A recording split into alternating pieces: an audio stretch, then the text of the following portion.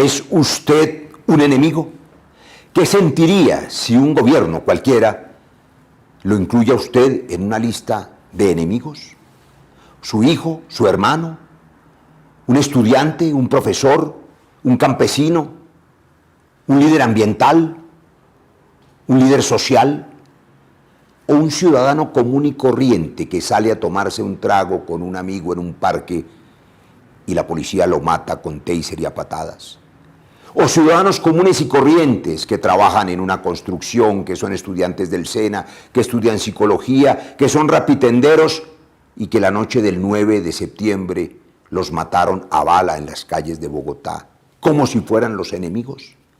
Yo hoy quiero demostrarles de qué manera este gobierno ha aumentado el número de masacres, de muertes, de asesinatos de líderes sociales, de inseguridad, inclusive para los ciudadanos que nada tienen que ver con actividades ilegales, por cuenta de la doctrina del enemigo interno.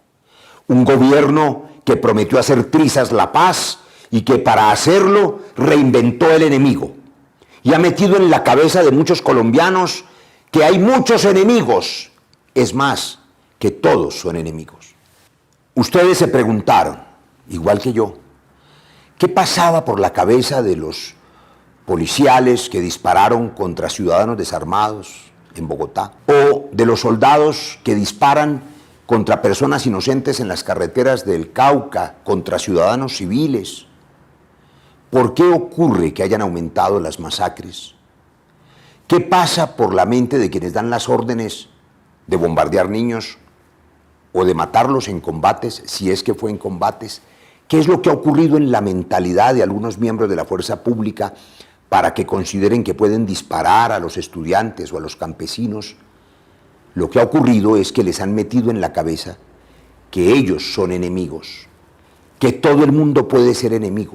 El entrenamiento militar, la ideologización, la politización en estos 2 años del gobierno Uribe Duque, la uribización de las fuerzas militares, ha vuelto a traer la vieja doctrina del enemigo interno, que tiene una larga historia, la de la Escuela de las Américas, desde hace más de 60 años, en la época de la Guerra Fría, la doctrina de la seguridad nacional, que entre otras cosas gestó las dictaduras del Cono Sur, donde hubo 30.000 desaparecidos. Hace poco el pueblo de Chile se sacudió de la constitución del dictador Pinochet. Nosotros en Colombia no tuvimos 30.000 desaparecidos, llevamos 200.000 desaparecidos. Nosotros también hemos sido víctimas de esta doctrina del enemigo interno. Y claro, ¿quién es el responsable? Yo le pregunté a usted, ministro Carlos Holmes Trujillo, en el debate, ¿cuál era su responsabilidad?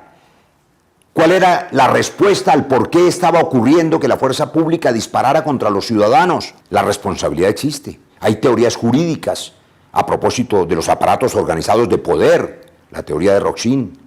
Pero hay otras. Hay que ver quiénes son los determinadores o los responsables, al menos por homicidio culposo, de las muertes que ocurren cuando no se detiene la matanza y se tiene el poder, y son ustedes los que tienen el poder y a quienes se les ha salido de madre la seguridad nacional. Ustedes han transmitido a la sociedad colombiana un lenguaje de odio en el que todos somos enemigos. El ejército realizó chuzadas contra nosotros y contra periodistas y contra dirigentes de la oposición, porque consideraba que somos enemigos los que defendemos la vida y la paz. Las minorías también son consideradas enemigos cuando ustedes en el gobierno dejan filtrar la información de que los indígenas serán terroristas, de que la minga está infiltrada, de que la protesta pacífica es de los vándalos y de los guerrilleros.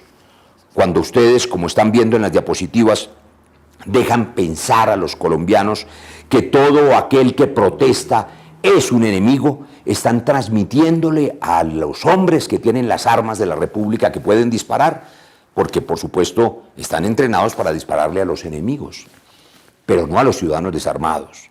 Vean este video de la policía.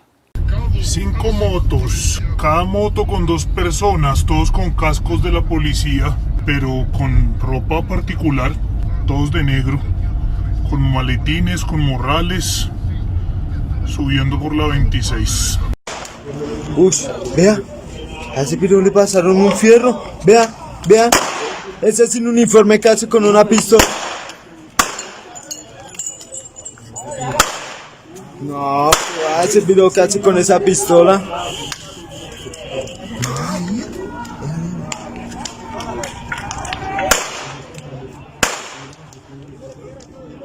Yo le pregunté a usted en el debate, en ese de moción de censura que sabotearon las mayorías gobiernistas abyectas y que dio origen a esta serie de capítulos, para que sean los ciudadanos los que hacen el juicio político en las redes, en los medios, no van a impedir que le volvamos a preguntar, ministro Carlos Holmes Trujillo, ¿quién dio la orden de lo que acaban de ver?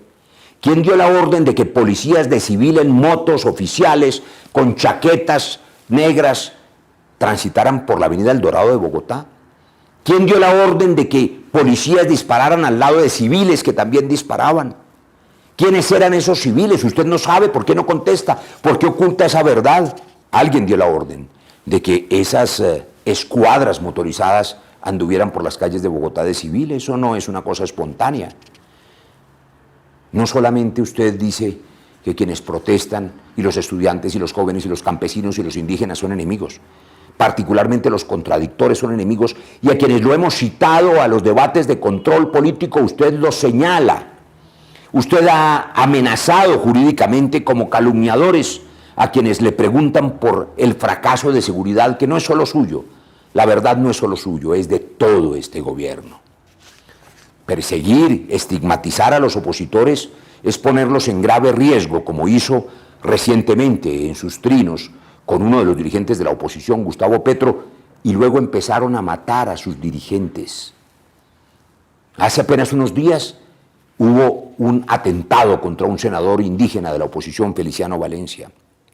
Usted no puede, ministro, no puede en esta democracia seguir transmitiendo el mensaje de los enemigos internos. Probablemente haya enemigos allá adentro, los que usted estimula con la politización y división de las fuerzas militares. No puede usar usted las fuerzas militares además para acallar a quienes denuncian. ¿Por qué las amenazas al capitán que tenía la tarea de investigar la muerte de Javier Ordóñez? ¿Por qué quieren callar a quienes denuncian al interior de la fuerza pública? ¿Por qué los ascensos recientes de coroneles a generales tuvieron como indicador qué tan amigos eran o no del pasado gobierno, o si eran o no amigos de la paz? ¿Qué clase de respeto es ese por las fuerzas militares? Debería bastar con una hoja de vida impecable, con ser el primer puesto de su curso, con merecer el ascenso de coronel a general y no necesitar la bendición política del Centro Democrático, del uribismo, la suya, ministro. División, abandono de la doctrina Damasco, ausencia de método, vacío de autoridad, vacío de poder, deslegitimación. Eso es lo que tiene la seguridad hecha trizas. Y claro, le voy a probar además cómo ustedes sí le lavan el cerebro a los jóvenes cadetes y a los jóvenes soldados. ¿Cómo se le ocurre tener, nada menos que en la Escuela de Derechos Humanos del Ejército, a ideólogos fascistas que transmiten una ideología del enemigo y de la aniquilación del otro? Usted tiene allí personajes como este, Fernando Vargas Kemba, de instructor de derechos humanos. Usted lo tiene, ministro Carlos Holmes Trujillo, y no ha hecho nada para que verdaderamente los soldados de la patria reciban educación en derechos humanos y no en la doctrina del enemigo interno. Eso ha tenido consecuencias. Ya hemos dicho que hubo 20 o 30 generales que salieron por razones políticas, y muchos de ellos de manera muy cuestionable. El general Buitrago, un gran funcionario que sale de la POLFA, de la policía aduanera, nada menos el general que tenía contra las cuerdas a Alex Saab y al contrabandista Diego Marín, y que sin embargo por presiones políticas del expresidente Andrés Pastrana terminó usted relevándolo, y claro, estos dos delincuentes se fugaron. Vaya coincidencia que el abogado de estos dos delincuentes es su propio abogado, ministro de Defensa. ¿Qué tiene usted que decirle a los colombianos de que usted, como su jefe, el expresidente Uribe, contrate abogados de narcos, el ministro de la Defensa, que sean los mismos abogados de los personajes que generales decentes de la policía están investigando, y que usted lo que hace no es cambiar de abogado, sino cambiar de general? Sacar al general, sacar a generales como el general Maldonado después de una hoja impecable de servicios, generar una división interna hoy entre generales que tienen méritos propios y que no tienen por qué estar sometidos a presiones políticas, como el general Carvajal, inspector del Ejército, o el general Hoyos, del Comando de Operaciones Especiales, que están en una puja que es política, con padrinos detrás, que si la vicepresidenta Marta Lucía influye más, que si el exministro Botero y el uribismo radical influye más. Eso no debería ser criterio para ascender. Basta el mérito militar. Esa división en todas las fuerzas, en la policía, entre dos generales que llevan años sirviéndole a la patria, el general Salamanca, el general Ateortúa. ¿Por qué esa división que usted ha sido incapaz de resolver? ¿Por qué además, como ya demostré en otro capítulo, desmanteló la inteligencia? Termino por compartirles cómo los engañan a colombianos y a colombianas, con eufemismos, con falsas frases. Estamos acostumbrados, como decía Goebbels, a que si dices una mentira muchas veces finalmente terminarán creyéndola. Por eso mienten todos los días con frases falsas como esa de que no había conflicto interno, como que no había víctimas, como que los desplazados eran migrantes internos, como que las ejecuciones extrajudiciales eran falsos positivos y recientemente usted, ministro, que no había masacres sino homicidios colectivos.